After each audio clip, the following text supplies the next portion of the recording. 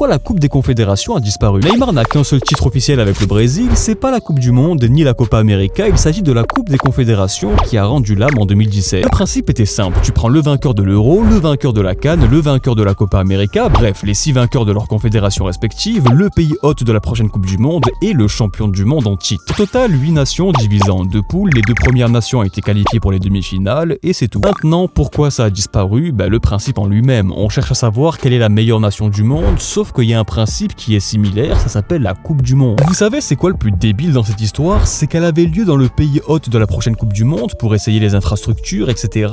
un an avant la prochaine Coupe du Monde. Mais vous imaginez bien que les nations, les joueurs, un an avant une Coupe du Monde n'allaient pas risquer une blessure, donc les sélectionneurs envoyaient l'équipe B. Par exemple, l'Allemagne a joué sans Neuer, Müller, Kroos, Özil, ce qui fait que les gens n'étaient pas vraiment hypés, et donc forcément moins d'audience. Et quand la FIFA a vu ça, ils se sont dit bon, on va essayer un truc plus rentable avec les clubs à partir de 2025. Aujourd'hui, le seul héritage qu'il y a de la Coupe des Confédérations, c'est la finalissima qui concerne 2 confédérations, le vainqueur de l'Euro et de la Copa. Ça, c'est déjà un modèle plus stable. Conclusion, il y avait 2 problèmes majeurs avec cette coupe, ça a essayé d'imiter une Coupe du Monde et les joueurs ne voulaient pas la jouer pour se préserver pour la vraie Coupe du Monde. Et si vous pensez que ça a été une erreur de la supprimer, dites-le moi dans les commentaires.